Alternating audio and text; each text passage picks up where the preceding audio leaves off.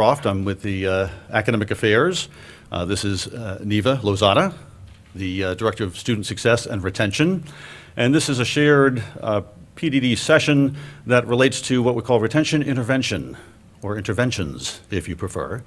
And we want to go through a couple of things, some new opportunities that we've had that weren't really available before, and how it requires some collaborative partnerships to make that move forward.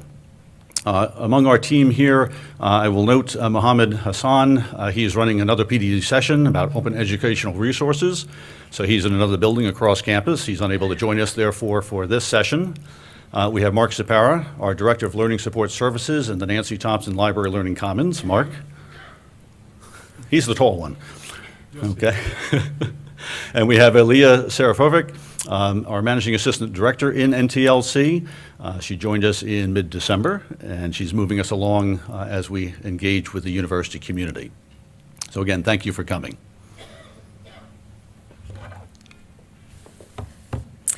So when looking at what impacts student retention, it's important to look at the holistic student and determine both the cognitive and non-cognitive indicators for student success. This chart offers the main factors that impact student retention, but each student situation is different. So thus other factors may impact his or her own situation as well. But for the purpose of our current presentation, we are going to look at one piece of the retention pie, if you will, how academic support interventions impact student retention, and how we must all work together to seek collaborative interventions for students experiencing academic difficulty, as retention is a shared responsibility campus-wide. Thank you, Diva. I think the key word there is shared responsibility. This is not something that can be done overnight. It's not something that can be done on an individual basis alone. It really requires a group and a community to get together and understand the problem, let alone identify the data, the resources necessary to make that happen. So we've got a saying in NTLC that we have been using lately: we've got your back. You've got the students in class, you're sharing midterm progress reports, you're doing all sorts of interventions and assistance, we have tutoring on campus in multiple venues, but you've got to have somebody helping that process. And we believe we're here to do that in the Nancy Thompson Library Learning Commons. Our services in support of students, it's them as active learners, but we're also active providers. That's important, that's the nature of intervention. We talk about student services not being in isolation. We're not here to replace the services that might be provided by Math 1000 in the math department. We're here to supplement, to complement. That's the whole point. There's an interdependence here, a collaboration that has to be there, because not any one service is going to provide everything that everyone needs when it comes down to the individual student. We also look for partnerships across the Kane community. If there is a group of students in EOF, ESL, name your acronym, we're there to help. We're not there to take over. We're not there to centralize. We're there to try to understand the best we can what the students' needs are and meet those needs as quickly as possible. In doing so, and in our experiences from this past fall in particular, we've made some strides, I think, in terms of identifying real data, to get some data-driven decision-making, to use some data to understand the problem better, to better point resources to, and to better coordinate with all of you. So looking at best practices for retention, of the 94 retention intervention included in ACT's What Works in Retention report, strategies cited by respondents as making the greatest contribution to retention at four-year public institutions fall into three categories: first-year programs, academic advising, and learning support. Studies show that the more time students spend engaged in academic support services, specifically tutoring, learning assistance, and supplemental instruction, or SI, a model that will be discussed later in this presentation, the more likely these students are to perform better in their academic courses. Research also indicates that psychosocial contextual factors, including the mechanisms by which college students come to feel academically supported by peers, can play an important role in performance and persistence. So students who feel connected to, involved with, and supported by members of the college community, including their peers, perform better academically and are retained at higher levels than students who report lower levels of support. So that's why having peer-facilitated academic assistance programs is especially important for students' sense of belonging, connecting with peers on campus. Thank you. Move the microphone up. Hello, everybody. Again, I'm Mark Sapara. Thank you. First of all, I just want to commend you all for coming today. The mere presence of you here shows that you are our collaborative partners. And so what I want to do is talk a little bit about what it is that we do that's sort of a synthesis of what Drs. Croft and Lozada were talking about in terms of a philosophy of what we do and then who it is that we partner with in doing it. Because as Dr. Lozada said, retention is something that we're all involved in, whether you're the university president or the person who comes and keeps our offices clean. Everybody has an impact on that wheel, and we're all spokes in that. When I got the role of Director of Learning Support Services in October, one of the first things I did was to think about and talk to colleagues about what it is that we are actually doing, because if you don't have a philosophical underpinning behind the support that you give, what is it that you're really engaging in? So I really liked, and the fact that Dr. Croft said active learners, that is a huge part of what you're doing in the classroom, what we're doing when we meet with students for advising. It's about agency, it's about locus of control, it's about proactivity on the part of the student, and we want to make sure that our support services do the same thing. Now, granted, our students don't always know what's best for them initially, so a guiding hand, a leading hand, will often bring them to us, even if they don't know why they're there. And our hope is that we will engage them enough so that they will consistently want to come back. And that really is the goal of what we do. So when I think about the services that we provide, and we're looking at tutoring, we're looking at writing, we're looking at our public speaking lab, and we're looking at supplemental instruction, which again will be discussed a little bit further later. These are direct supports to students. And when we support students where they are, because that really is the philosophical key too, is that we have to meet students where they are. And so often we have an idea of where we think they should be, where we would like them to be when we get them, but the reality is we get them where they are, and our job is to help them through a high bar, whether it's a high jump for them or a smaller jump, to get them over that high bar that we set. So our services really need to address the individuality of our students, as well as best practices in the fields in which we serve. So when I think about what students present in that model, we're sort of then, our tutors, our coaches, our academic specialists are sort of unpacking what is happening with a student, whether it's in an SI session, which is in a group, or an individual session in writing or tutoring or public speaking lab, and there's sort of ancillary issues that are happening around it. So some of the things that have come out in those discussions is that our students not only come needing things, let's say, help documenting a paper in APA or MLA format, but they also present the need to have assistance in executive functions. So teaching students how to be students. So in response to that, as we provide workshops in the coming spring, we're going to be pulling workshops together that address the idea of sort of teaching someone how to fish so they'll be able to do it on their own, which is teaching them how to be the composite student that we need them to be, not just in skills, but in overarching skills as well. We identified through much of our assistance in writing that our students struggle with reading. And we had discussions with the reading faculty about the reading program, and we know that as students who progress through that, when they leave, that it's not the end of the road for them. They still continue on with the need to get that support. So what we decided to do in the Writing Center is, for the spring, we've hired somebody who's a reading specialist who can help not only with students struggling with reading problems, but also to help the rest of our staff in training in how to identify helping students understand different types of reading, annotation in reading, et cetera. So we're looking at how we're addressing that issue. Something else has come up, and many of you might have seen it in the classroom, is that we we are meeting with students who present ESL-type issues, even if they were not born abroad. So the second language learner is coming to us. And what we did is we had a meeting with Rebecca Newman. We're going to have some training for our staff on cross-cultural issues and techniques in working with students who present ESL-type issues.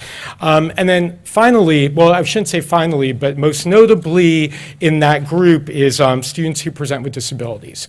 And our staff need to know how to work with those students, whether they present or we see things that might suggest that they have a disability. So Donna Dingle was so wonderful to come and speak to our tutors and train them in techniques in working with students who present with disabilities, and that's going to be an ongoing training. So as we work with the student and we see that the concentric circles start to spread wider, we know that we need to train our staff and ourselves to better work with students to meet them where they are. Again, you're all very important partners in this process, and so a big part of what we've been doing as well is outreach to many different areas. So just a couple of examples. Tutoring and Writing Center, we had meetings with the CLA faculty in August to let them know what our services were. We also had, tutoring and I had meetings with the business faculty to talk about how we could support our students, maybe students who are working in the Global Business Project have to present a finding to come to our public speaking lab. Speaking of which, the public speaking lab, we're really looking to reinvigorate that. Many of you have heard us call it Speech Lab. We're changing the name to Public Speaking Lab to better represent what we do and to show it as the technique of giving a speech rather than speech pathology, which I think sometimes people think we are. And so we're working closely with Jack Sargent and Fred Fitch to put Public Speaking Lab on all of the introductory speech course syllabi so that students know that we are available to assist them as they prepare their speeches. And that's not just for the intro classes, that's for any class where you're giving a presentation. Students need to know how to do that effectively, and we assume sometimes that they do, or that one course gets it done, but as we know, it's a lifelong process as well. Speaking of communication, one of the things that we're doing that's going to be very helpful to the work that we're doing in the Writing Center and Public Speaking Lab, which, by the way, in the Writing Center, both Charles Nelson, the Executive Director of English, and Lisa Sisler have been very, very helpful to us in the engagement in the conversation about what happens in the first year writing courses, so that what we're doing is really supporting the efforts of the faculty. But again, in trying to get the word out a little bit better, and you're all going to be wonderful for doing that for us, we have a Professor Jerry Sullivan who's teaching a public relations campaign course in the spring, and we met with him, and he is going to use the Writing Center and the Public Speaking Lab as one of the options for his students to create a public relations campaign for us. So I think it's a really great partnership with a class, and it's going to be great for us to see from a student's perspective how we could better advertise the services that we offer. Speaking with faculty, the chemistry faculty have been wonderful. As we piloted the supplemental instruction program last fall in Chem 1083 and expanding the Chem 1084 in the spring, it's critical to get the faculty support who are teaching those classes, because the SI definition really is about involving faculty working closely with the student SI leaders to support the students. So we really appreciate the faculty's support in that. And finally, we have a group that convenes called the Kane Actions Network. I'm looking around, I see some members, someone sitting in the back there, hey Bridget, who's really, it's a great group, because what we've realized is there's a number of things happening around campus that are supporting students. We have GE does work with mathematics.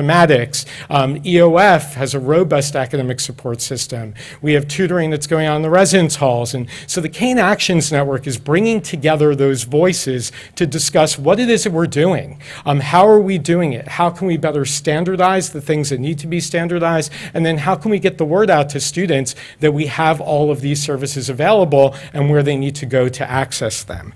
So again, that has been incredibly helpful in the thought process, in the thought partnering that we've been doing in evaluating the services, because if you're not in a continuous state of evaluation, we're stale and we're not reflective of what what's happening in the community. So I am thankful that we have such active members of our community looking to help us as we help you support students. So I'm now going to shift it over to Aaliyah. Thanks, Mark. So as Mark had mentioned, we do have the Kane Actions Network. There are pockets of tutoring and academic support programs that are happening across Kane, but we wanted to focus more so on the centralized academic support programs we have within NTLC, or the Nancy Thompson Library Learning Commons. So instead of going through each and every one of them, we do have some bulleted points here that outline how these specific areas, such as the Writing Center, the Public Speaking Lab, the Tutoring Center, and Supplemental Instruction, again, we'll get to that in a moment, but how these areas provide services in their unique areas. But it's more so about, the discussion is more so about how these areas all come together, these centralized networks within our unit, to collaboratively and collectively aid student success and retention. So I think we talked about quite a few times is the idea of promoting active learning. So the students are really driving the bus of their education. We don't want them to come in expecting that the work will be done for them. So we do want to provide the outlet for them to actively participate and engage in the learning process. One of the hallmarks of our programs are that they are peer facilitated. So this gives students another outlet, a third-party outlet to engage in that learning process. For some students, we don't want to say all, but for some students there is somewhat of an intimidation barrier and with reaching out to their faculty for additional assistance. And we certainly don't want to say this is in lieu of, but more, as Dr. Croft was saying, complementary to giving students this additional informal and relatable outlet from peer-to-peer support. And overall, we want to reach as many students as we can here at Kane. So this is done by accommodating a variety of learning styles. Again, Mark had said meeting students where they're at. So we want to accommodate all different types of learning styles and varying abilities of students. And I think the operative term here is that not just students who are struggling. So we really want to put the message out to them, of course, with your help, that they can see these support programs as something that can be implemented throughout their educational career here at Kane, and not just seeing us as someone who can help in a crisis intervention type of a situation. So I think it's really how we look at these services collectively that really aids us in helping students, succeed in their education and ultimately, graduate.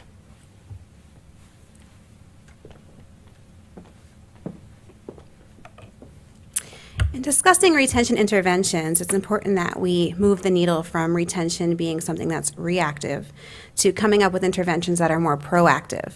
So it's a mission of both my Office of Student Success and Retention and the NTLC that we are connecting students with support services as early as possible.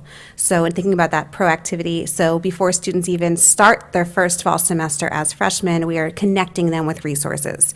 And to do that, we're redesigning the programs we may have already had or creating brand new ones to meet their needs and to meet those goals. So here's some examples of programs we're highlighting from this past fall semester that were targeted to the incoming freshman student cohort.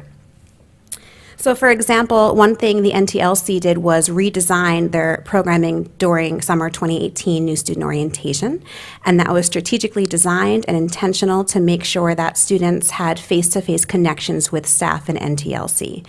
And the student satisfaction survey for NSO this past summer indicated that the students who attended these programs were extremely satisfied with that new format and connected them with those support services early on during the summer, again, prior to their first fall semester. We also identified traditionally difficult gateway courses, and that is going back to that SI program. So we looked at courses at Kane that were gateway courses that had a high rate of Ds, Fs, and withdrawals in the course. And we identified Chemistry 1083 and Chemistry 1084 as having high rates of those, the DWF rate. So we targeted those courses for a supplemental instruction program. And that program provides peer-facilitated assistance in the form of study groups and review sessions. And we have students who serve as SI leaders who were recommended by faculty and did well on the course, and they are sitting in lectures for those Chem 1083 and 1084 classes, and they are holding review sessions multiple times per week. And that is a program that was new for this fall semester. In addition, the students who came for new student orientation, at the conclusion, they were emailed a entering student survey, and they were asked a number of different questions, and one of those was if they would like additional information about academic support. So what we did is we provided outreach to those students in August. There were 871 students in the incoming first-year class who wanted that information, and we connected them with the support services, again, prior to them stepping foot on campus for the fall semester. In terms of programming, we are now also offering cohort-specific programming as of this fall in collaboration with SGS and student government. Some of those programs included the Lunch and Learn, Snack and Chat, and the Cougar Write-In. The Cougar Write-In was offered late in the fall semester, and it provided a 5-hour open window of students could come for drop-in, essentially drop-in help for writing assignments before final exams. So these new initiatives serve to acquaint first-year students, again, using different modalities, but to acquaint them early on with support services, academic support, so they can hopefully, get used to using these resources to support them, not just in their first semester or first year, but throughout their entire time at Kean University.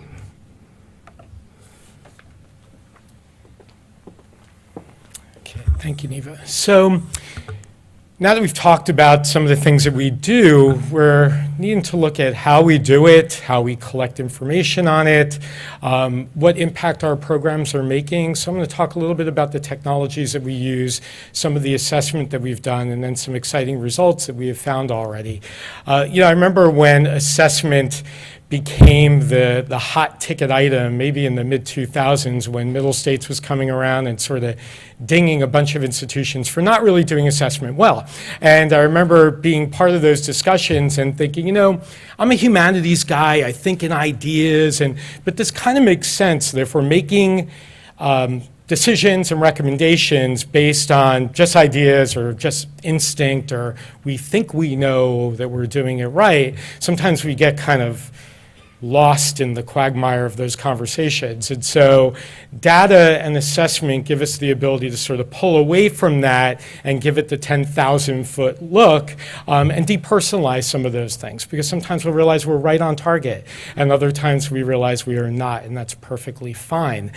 So with the help, and really the person driving so much of this is Mohammed Hassan, our digital director, who is not only bringing our technologies into the 21st century, but he's bringing our sensibilities about assessment and data into the 21st century as well. And we're looking at those data-driven decisions through the tools that we have and the investigating tools that we need. So right now, in terms of looking at appointments for tutoring and Writing Center and GE Math, we can pull stats from TutorTrack. We are also pulling stats from the WorldShare system, which is recording contacts with our library faculty for library instruction and reference.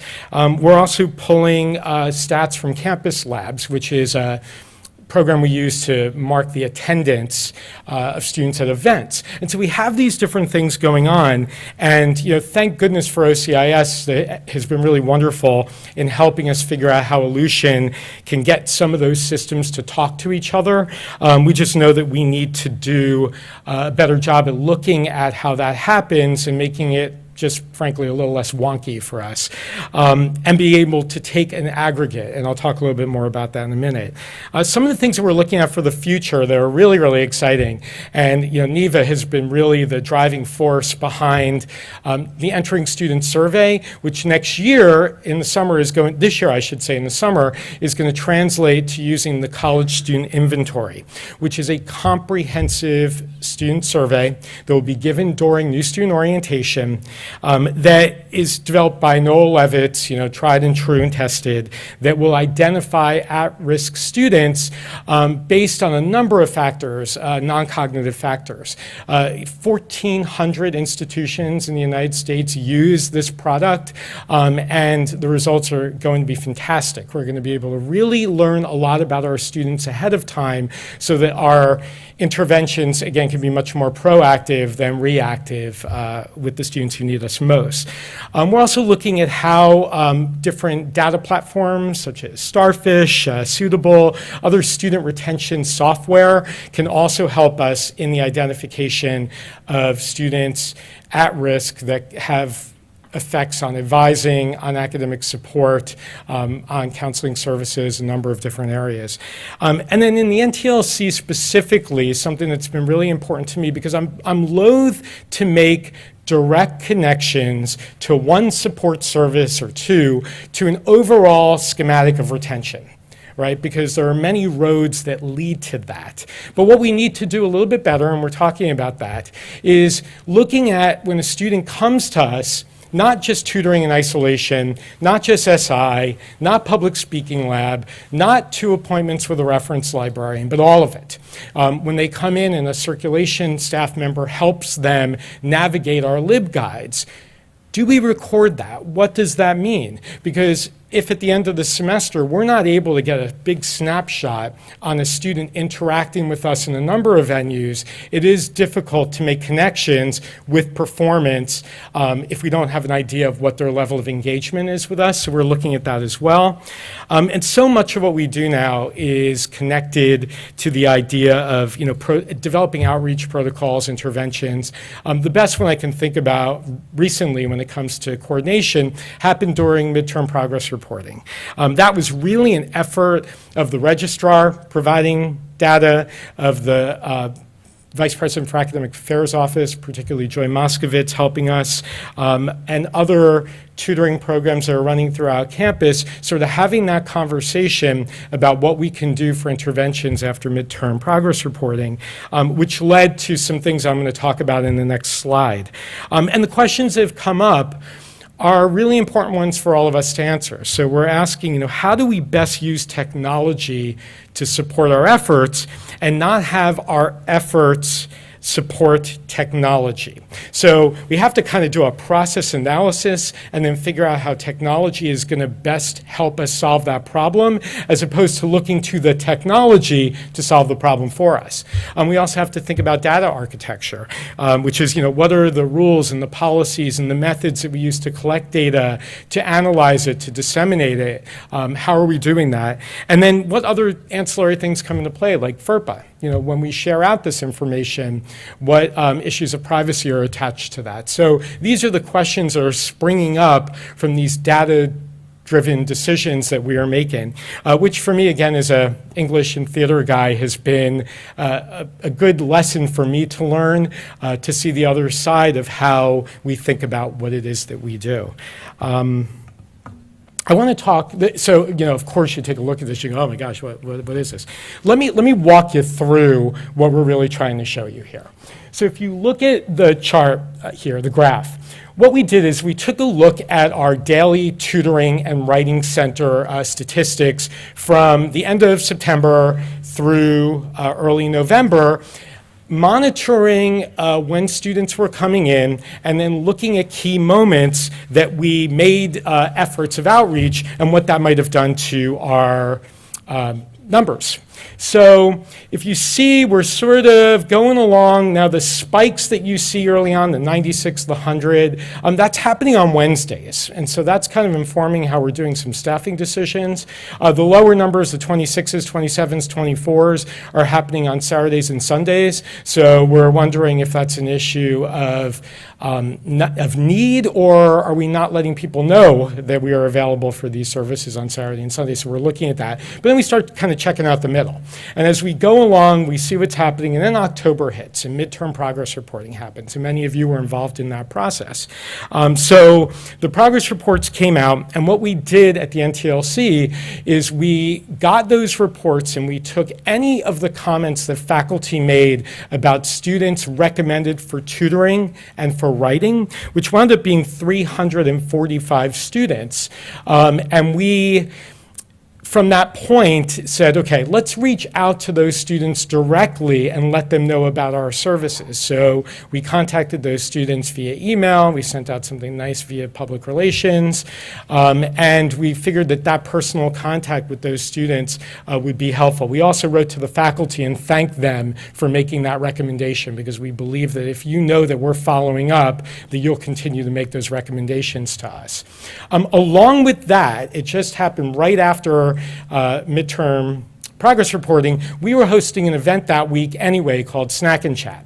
And that's where the over 800 students that NEVA had identified stated during the summer that they thought that they were going to need academic support, were invited to a really kind of fun, informal session where they met with us, they met with our staff, we served food, we had a little music going on, we did it in the HRI Institute Gallery, and we had 43 students attend that session. It was targeted to first-year students. And from that, 20% wound up coming in for support afterwards. Again, what that looks like and how we move further, we're going to have to take a look at that and see what kind of tweaks we'll do to get more students in and to take a deeper dive into what the impact of that is. But after those things happened, we started to see a difference in the appointments that were being made. So now you see the spikes are going up 20 and 30 on those Wednesdays, and the overall middle numbers that had been sitting around the 50s and 60s are now moving into the 70s, 80s, and 90s. So we believe, and again, we're going to, that's kind of a hypothesis at this point, that these interventions did have an impact, along with the changes made during new student orientation, because having them come in, meet us, see the services, walk through the Writing Center, talk to the folks in tutoring, we believe that we could do a better job capturing those freshmen, and we do have some results of that. So, a couple of things, and I'll tell you the results. I was going to I'll save them to the end because they're my favorite part. So some things that we're thinking about now as we look at this and we look at what we've done is we're asking ourselves, do our interventions work? And that's going to be a larger campus conversation as well as an internal one. We are monitoring our high usage times, so those spikes on Wednesday, what do they mean and how do we staff for them? We've expanded our hours of operation in both writing and tutoring. We're open later. We've expanded hours. We're open Sundays now, 3 to 7. So we're trying some new things to get our hours of operation to maybe reflect that we have more of a campus population now with the opening of the new residence hall. We know that there are students here. In fact, the residence hall tutoring that's been taking place, we're going to be taking that on come the spring. We've expanded our online presence as well. We doubled the number of hours available for online writing support for our students because we know some of our students are non-traditional and can't make it to campus, and we want to be able to offer the opportunity for them to meet us online. We will be offering a robust writing center workshop series in the spring that will address, again, those executive function issues I talked about, as well as content areas and support for writers, because our goal in the Writing Center is we don't fix papers, we create better writers, and we want our workshop series to sort of reflect the philosophy of what we do in the Writing Center, and I encourage you to come to the Writing Center session this afternoon. And again, we think the public speaking name change is going to be part of a help for us in getting more students to realize that a speech lab, which might be an amorphous concept, a public speaking lab will probably make more sense, and we're hoping that that will ramp up our numbers there as well. One of the things, and I'll end with this before turning it back over, I was thrilled at one of the stats I was looking at. And again, it's very hard to make direct connections to what you did in a tutoring session and then a student's outcome in learning or academic success, because we know there's a number of factors that are attached to that, right? Home life, things that are happening in their personal life, financial issues, a whole bunch of other things that happen. But one thing that was really impressive to me was the jump in freshman attendance in both tutoring and the Writing Center from fall 2017 to fall 2018. So in the Writing Center, while we had a little bit of dip in the overall numbers between those two, and some of the factors are we had a new Writing Center director come in October, we've made some shifts, we are now in a great trajectory when it comes to attendance at Writing Center appointments. The thing that impacted me the most was the number of freshmen that came to us, though, went up 257% from fall 2017 to fall 2018, which has really been our target population that we want to work with. Get them in early so that they see that these are services that they use for 4 years. And that's in the Writing Center. And in tutoring, the numbers were really staggering. So we went up in the number of appointments, 18% from fall 2017 to fall 2018. But the big jump was in freshmen. And that was a 400% increase in the number of freshmen coming for tutoring. So I look at those things as big wins, and I can make a much more direct connection to the kind of interventions that we've been talking about to the impact that it's having on our first-year students. I thank all of you for that too, because I know that we are having more referrals come to us, and we have faculty talking about what we're doing. And again, if our support services aren't supporting your efforts as faculty, if you're faculty out there, I know we have many, what are we doing? So we need more of that input, and in a little bit we're going to be asking for it. But thank you for that. And again, I'm still kind of reeling in excitement over the statistics of the support that we're giving to our first-year students. Okay, you heard from me enough. I am going to be turning it back over to Neva. Thank you, Mark. And I share your excitement with those impressive results. So turning it back to SI, and again, a few distinctions to be made here between this program and the centralized services that Mark discussed with you, is that SI, again, is for targeted courses. So we look at courses who need the targeted support, and we offer that support embedded in the course. So only students enrolled in those SI-supported courses can attend the SI sessions attached to the course. The SI leaders, again, facilitate collaborative review sessions, so they are group sessions, and students work together, and the SI leaders facilitate the environment where students are not only learning about what they need to learn, but how to learn it as well to become independent learners in the future. So looking at our fall 2018 pilot semester, and again, we partnered just with Chemistry 1083 this fall. We're expanding to Chem 1084 this spring, but in the fall, we offered SI to every section of Chem 1083, which was 11 sections, and we had 6 SI leaders. There was an SI leader present in every lecture for every section of the course, and we had a combined number of 18 hours of review sessions available for students enrolled in the targeted course. So looking at the attendance for the fall, 114 of the 206 students enrolled in Chemistry 1083 attended SI sessions, which is 55% of the population. And I should mention that attendance is voluntary, so students are coming on their own accord to these sessions. And these students made 386 visits to SI over the course of the semester.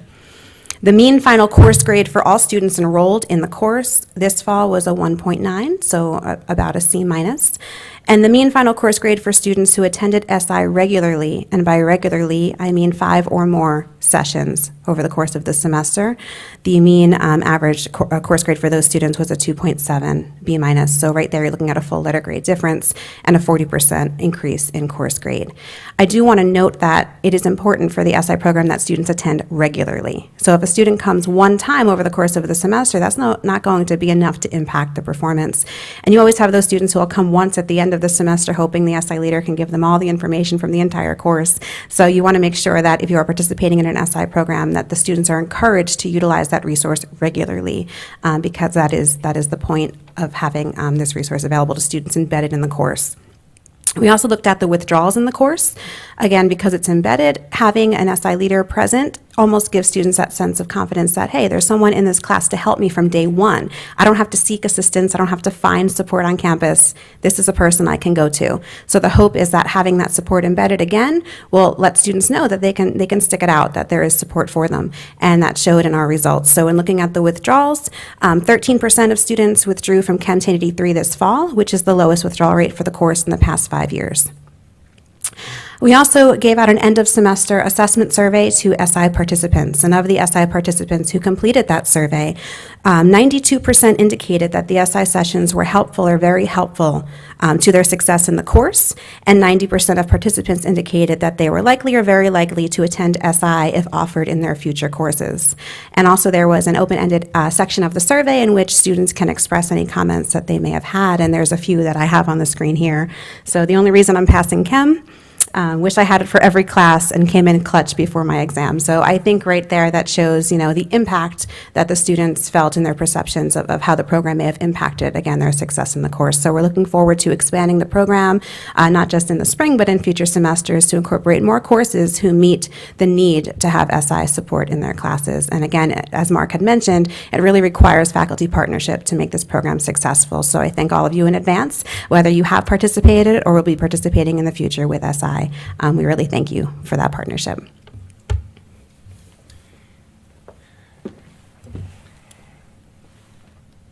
See if this works. Sometimes it needs a minute to heat up. Is it happening? Okay. If not, I'll just speak here and then we'll get this thing to work. Okay, so now we need you because we have a lot of questions about what we're doing and we need the community to help us provide some answers. So what we're going to ask, and if any of you have taught and know what it's like to corral people into small groups, it's a little difficult, but we are going to do our best to try.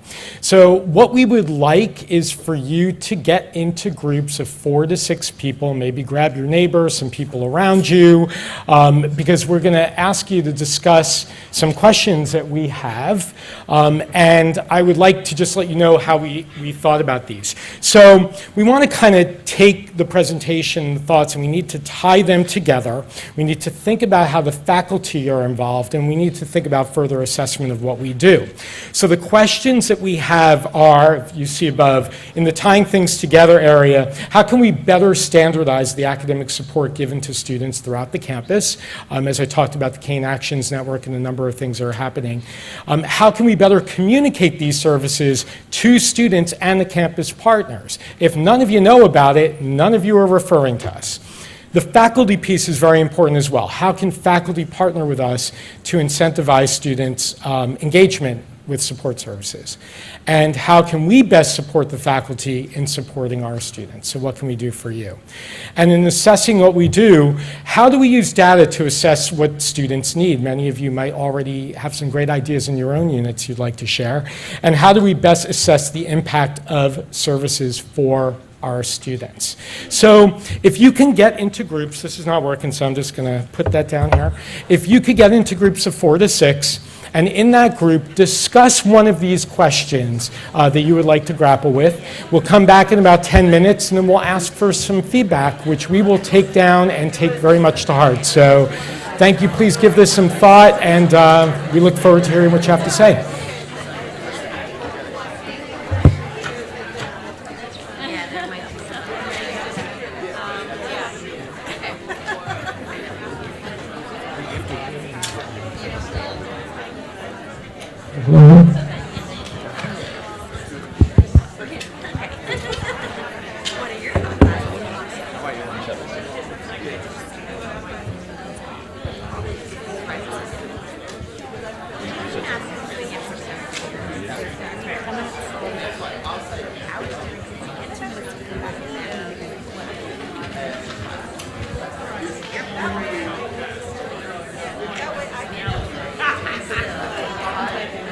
Hiding my laptop. I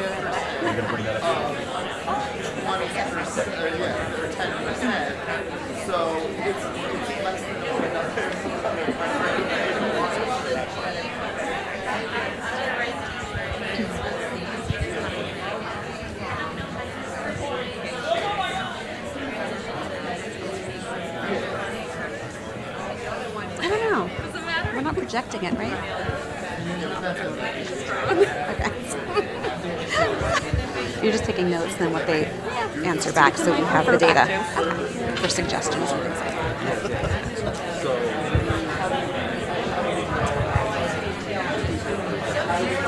I was going to say that Jane.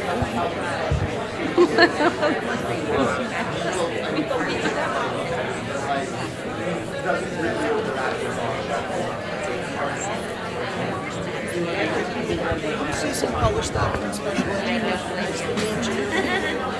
So my personal project is to try to get the university to get a site license for a grammar program that all students can have access to. I spend a lot of time working with my undergraduates, with my graduate students, and we need this support. Okay, so I don't know how that has to happen, but I think all students could benefit, and you know, particularly our ESL students, when they make the same correction in a paper 4 times, they're not stupid. The light's going to go on, and they're going to realize, I can't say it that way. So we need to do this across the board. It needs to be available through the Nancy Commons library event. The same way you have software that shows them how to do a citation, they need to have this available. Absolutely. Okay, so that's okay.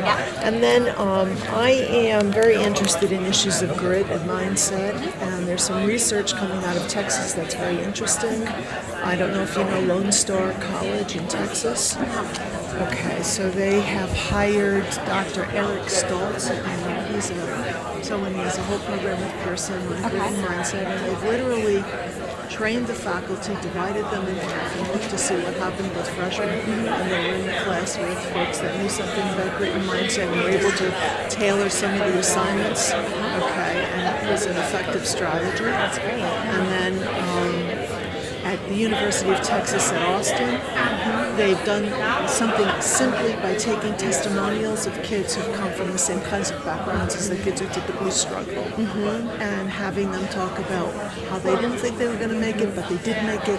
Here are some of the things they did. And just viewing some of these testimonials made a difference in outcomes in some of the science classes. That's great. So Yeah. there are things we could do. Absolutely. I make these suggestions routinely wherever I And go. we want these suggestions. Okay, certainly. so I appreciate just you sharing them. okay, Yeah, but if you Aaliyah's could make a taking grammar, notes, so I'm gonna. if you could have make a her write grammar that down. program appear, Yeah. oh my goodness. Okay. Oh my Yeah. goodness. So we were just talking about a need for Hey, having how are you?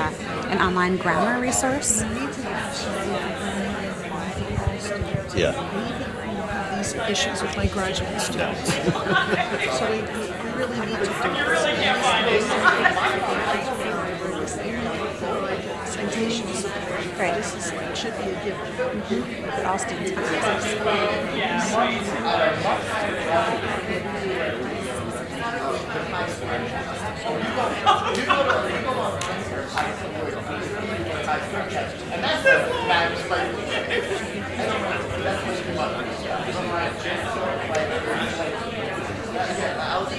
I am telling you, I want to having students put Grammarly on their computers. It costs them $14 a month. And I finally convinced them somewhere through the middle of the semester, these are my sophomores, okay, that this is going to make a difference in every class they're in. One thing at a time. One thing at a time. So that was something, and then there's some research that I was sharing about grit and mindset, public colleges across the United States. They're doing these kinds of programs to get kids engaged. It requires some training, but it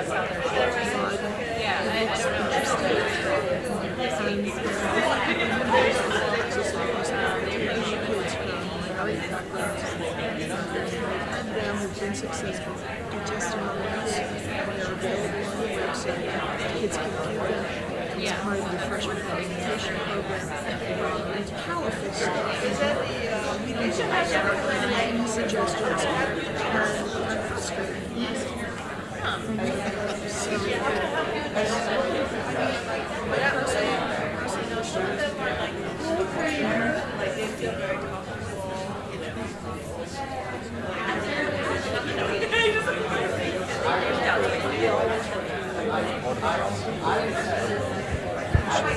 And then we have this course ID 1500 that nobody knows about it. Nobody's about. We're designed specifically to help kids with some of these issues.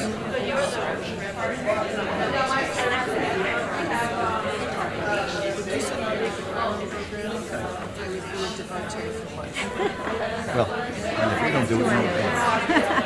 Thank you.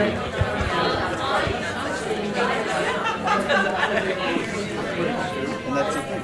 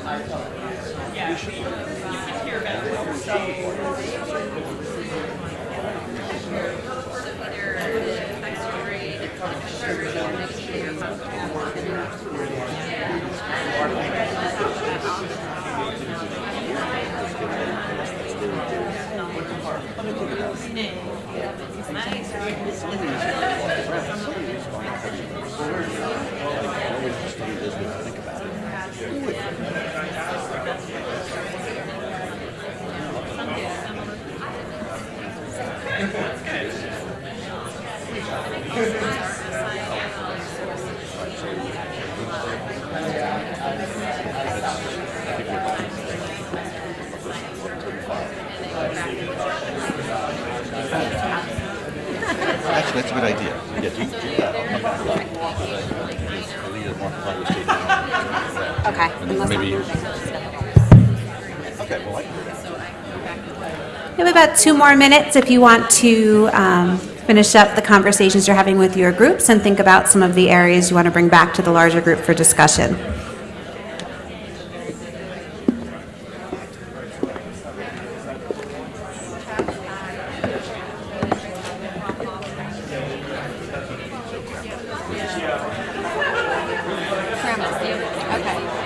Need at least another time to say what we're going to do about it this semester. Yeah. That's a must do. Yeah. Yeah. And that's also why I said to her, we got to restart. You're not going to fully do it. She'd like to. What was her name? Okay.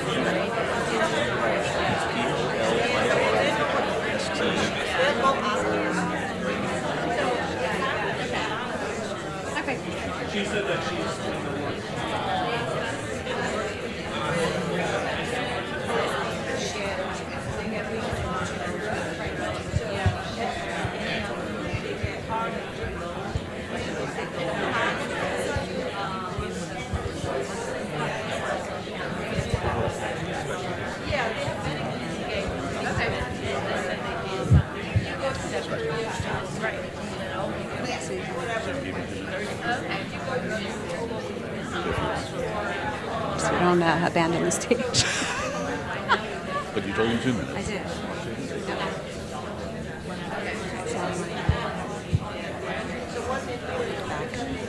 Well, last thing I would say, want to tap Mark We'll go through on the the shoulder. questions in order.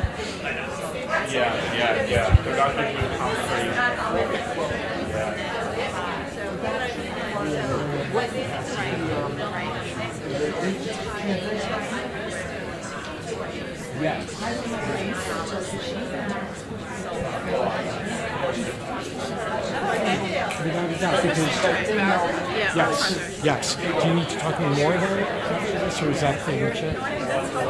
Good, so I think we're doing it from both ends, but it's good. Yep. So Paul's going to bring them back, and then we're going to go through each question. Want to take this out of the room? I already have like 3 people answering individual questions. So let's have them go on stage.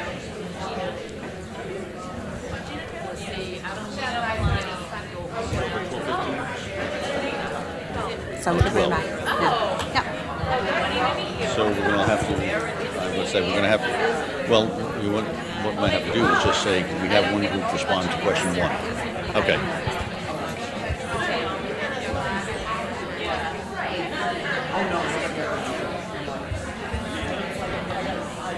Okay, everyone, we're going to try to reconvene here. We'd like to get some input from everyone with regard to the questions. We have somewhat limited time, so this is not to cut discussion per se, it's to get it started.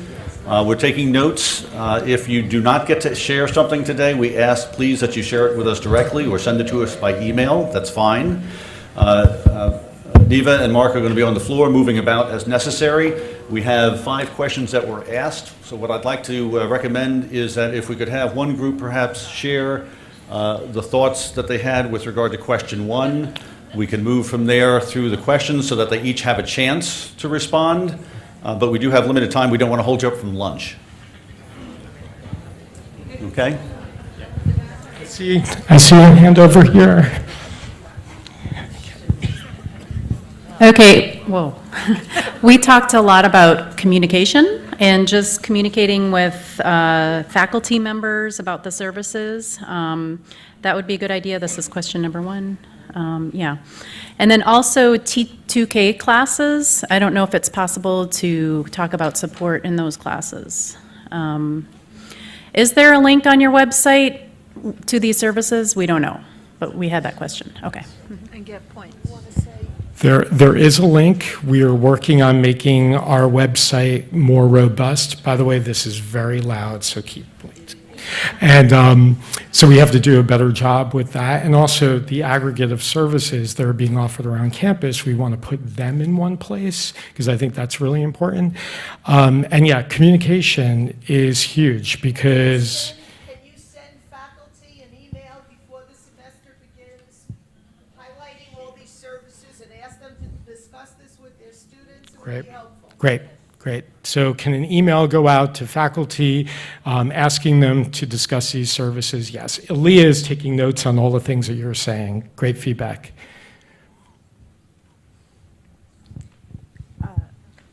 We spoke very selfishly a lot about faculty involvement. So we all shared that concern that we do encourage students to use the Writing Center, but they don't.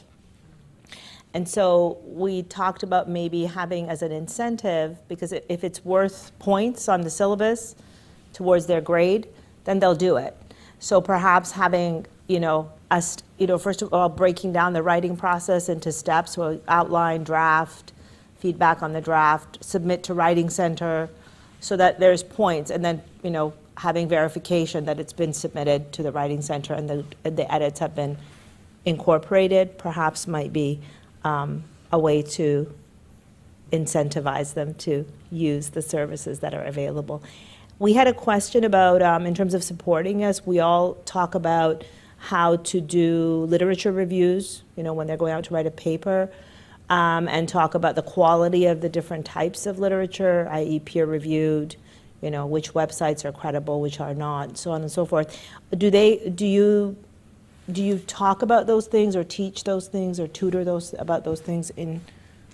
Yeah, I just want to respond to both things. In terms of closing the loop, so other institutions where I worked, we sent tutor reports to faculty after the student came, and we're having a discussion about that so that that if you made a referral, or even if a student came on their own, that you had a sense of them being there. That could be very helpful to you. And in terms of the second question, again, about yes. That to me, so that's something that should be referred to a librarian, because anything related to research, and again, what is a good site, what is not a good site, we need to make sure that it's going to the proper place. And so in the Writing Center, we're helping with the writing process, we're helping with citations, but when it comes to deeper dives into research, our library faculty are much more qualified to do that and can help them. So I would strongly recommend that they come and meet with the librarian, and then our hopes is that the librarians are going to say, look, in your writing, you might want to go over to the Writing Center, and again, that becomes the sort of circle of support. So I know there was also a comment here. Yes, some of our students in the College of Ed have to get into the major, have to pass Praxis 1.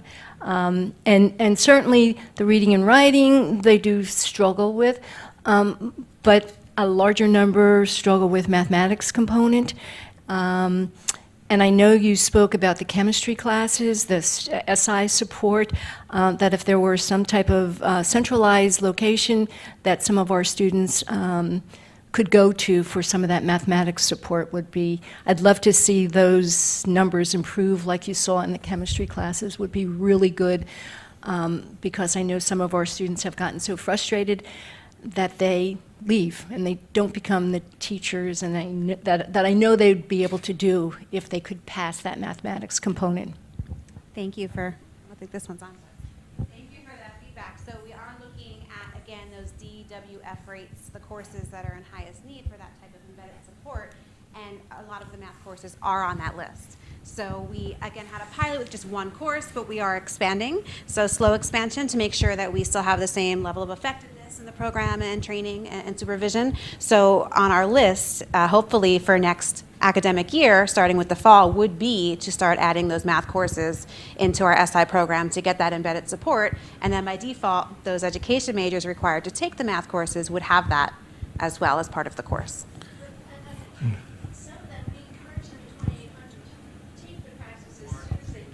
Because it's related, aligned with GE, but some of them, because of cost factors, don't do that, and then they lose some of that, and then they finally have to take that mathematics. So it's just maybe not just in the mathematics classes. I encourage that as well, but another tutoring place that when they've been away from math for a bit, that there would be a place that they could go for refreshers. For an additional resource. Yep. And certainly things related to national exams, and that could also become a different niche, because taking the praxis for math is not necessarily about getting a refresher in Calc 3. It's also about sort of the test-taking skills needed to perform well on that. So we have to think of it that way. Hi. Hi. I'd like to know, what is the rule, either in departments or institutionally, related to the assistance provided by the Writing Center, and then a particular department's attitude about a student receiving writing assistance? And I've had students who've had faculty who would not accept their writing once they have received writing assistance. So I don't know what internally, if there are rules in the departments. I know you're looking at me quizzically, but it happens. So I just wonder, are faculty here, do you have your own internal rules about what you accept from a student, a paper that's been submitted and, you know, they've received assistance, and what your rules are? So what I would say is I would really encourage folks to go to the Writing Center workshop about this because it's Writing Center specific. However, I want to just say, first I've heard of that. We are having discussions around, can we help students who come with a take-home exam? And, you know, doing some research, there are institutions that say absolutely, others say we want the professor to have sent a note or have it on their syllabus. We had the discussion in the Council of Deans. But in terms of other issues related to what the Writing Center should be doing or not doing with students, I would really encourage that conversation to happen at the Writing Center workshop. But just to remember, we do not write students' papers.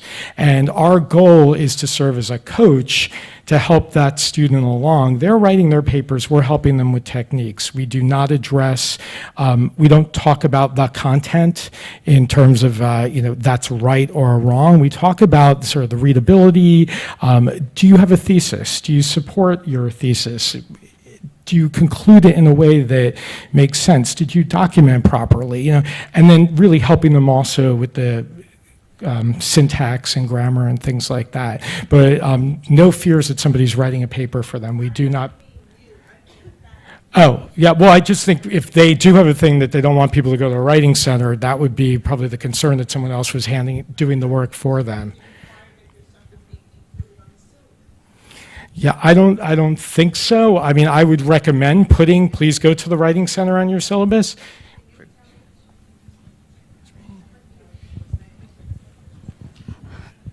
So just to speak on the Writing Center, so for a course like Research and Technology, we have included that on our syllabus, that they can use the Writing Center as a supplemental resource. They can go there, but they cannot take their exam or a quiz to be done for them. So in that case, if a student is submitting a paper that has been written by the Writing Center, which I'm hoping not, it would not be accepted.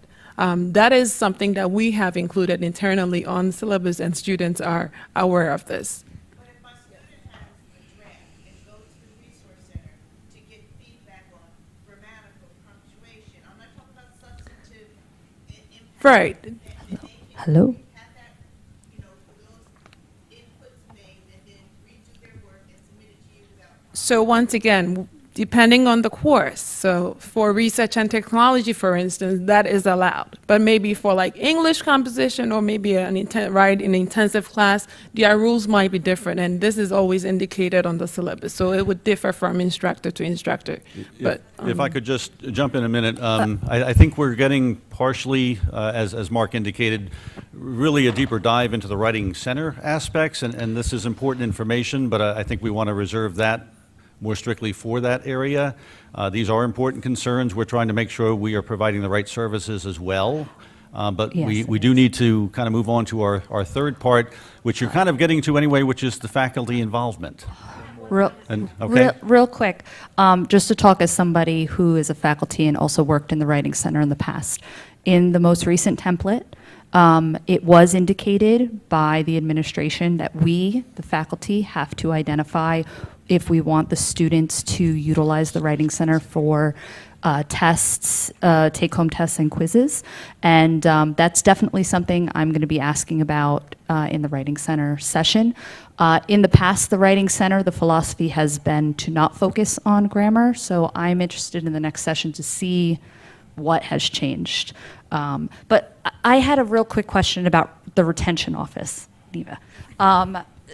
Sorry. So my question is, so we all work in the general education department. So we have a lot of pressure on us to contact students when the midterm reports come in, and especially when we see that they didn't do well at the end of the semester. My question is, it's never clear to us as a department, when do you guys step in? What's your role during those very crucial periods? During the midterm when we get that, those reports, and also at the end when we have a student who has all Fs. Because there's only so much that we can do. We can talk about them, but where does the retention office sort of come in? So I'm actually gonna, Mark, if you could give a microphone to Jean over there.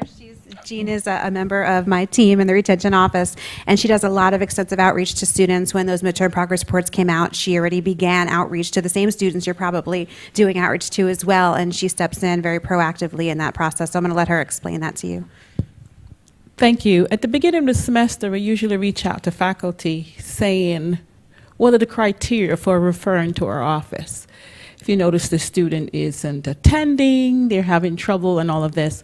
But now the midterm report is taking care of that. However, we want to still continue to interact with the students proactively. So if you notice this is happening, let's not wait until midterm before you start sending them.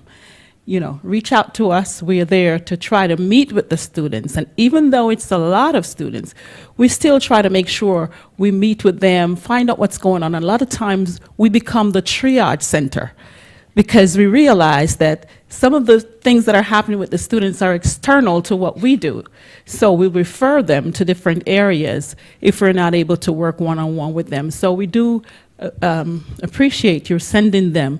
And if they end up with all Fs, that flags come to our office as well. We get to reach out before they start and say, wait a minute, semester was not good, let's talk about it. Let's put an academic plan together so that the next semester will be a better one. So our outreach is ongoing from the beginning even to the end of the semester. Thank you. And Jean does a fantastic job in providing that outreach to the students throughout that cycle. And I think that does speak to our faculty involvement questions in terms of how faculty can refer to our office as well as the academic support services in getting students the help that they might need.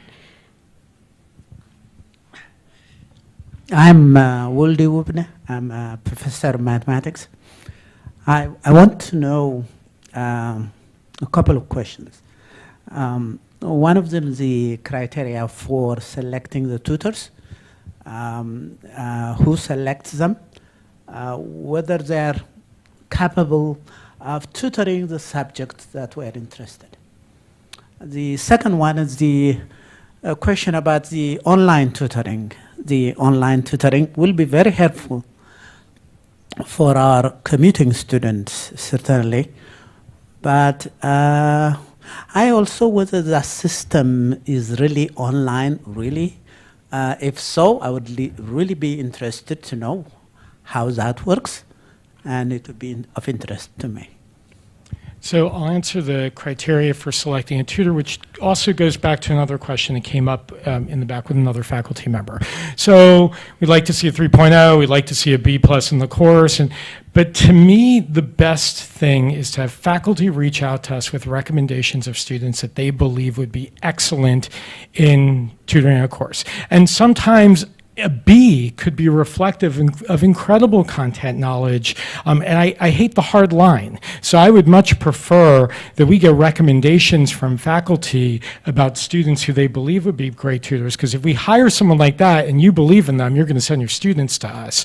And in a related question in the back, if there's a subject that we are not tutoring, but you need support in that subject, please give a call to the tutoring center. Jackie Langley, say who you are, what it is that you need, and we'll see if we can provide that support. You probably will know a student who did very well in that class, and so send them our way, and we can hire them to be a tutor, and we can get you that support that you need. There's another question in the back here.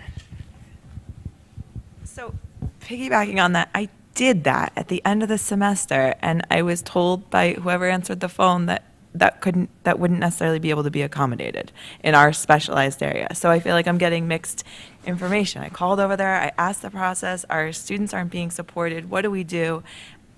And nothing was able. So I just need a term like this is. So what I would say is if you get that kind of an answer from somebody, please find out who it is, all right? Get a name, and then the tutoring reports up to Mohammed, and the Writing Center reports through Angela up to me. We want to know who's giving out that information, because we have student workers, we have part-time workers, and we need to sort of course correct for them. My feeling is, if you're reaching out for help, we need to do the best we can to try to accommodate that. That's how we build a robust center, not by offering just what we think people need, but hearing what people actually need. So please let us know if you're not getting satisfaction. I'll tag on that, Mark, as well. If there's something that's not happening and you've contacted Mark or Mohammed, it will be handled, because if they don't handle it, it'll be up to me, and we will take this. This is really, we feel, as part of the transformation of the Library Learning Commons, this is the first chance to reach out and say, look, we really do want to work with you. I don't know what went before, but that doesn't stand. We're here to make this work and help the students out. We've got the right team in place now. I think that's good. I just want to say really quickly, I'm Yvonne Seegers, Director of EOF program in Passport. We also have, as mentioned earlier, we have a learning center. I have about 15 tutors.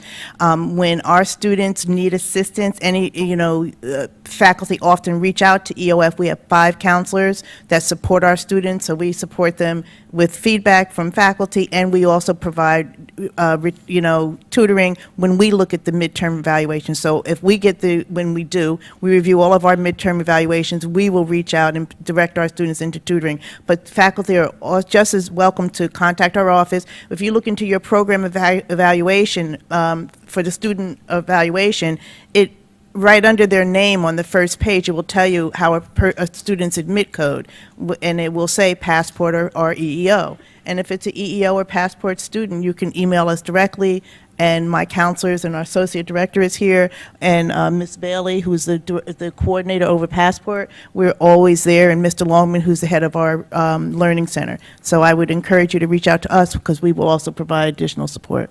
Just one final comment I'd like to add too, besides my thanks to Mark and Neva, Aaliyah, the whole crew, and the presentation, and your help with us this session. Just so you know, we're not forgetting, obviously, all the other class years. We've had a focus on the freshman cohort, the first-year students. We will be tracking them this semester. We're going to follow up with those who perhaps failed some courses, who maybe withdrew. We want to see how the follow-up retention efforts, what impact they have, aside from, let's say, any transfer students coming in. It's a fairly complex problem. We're not going to solve this on our own. We really have to have your input. And again, whatever may have been in the past doesn't mean it has to stand. We're here to help you out.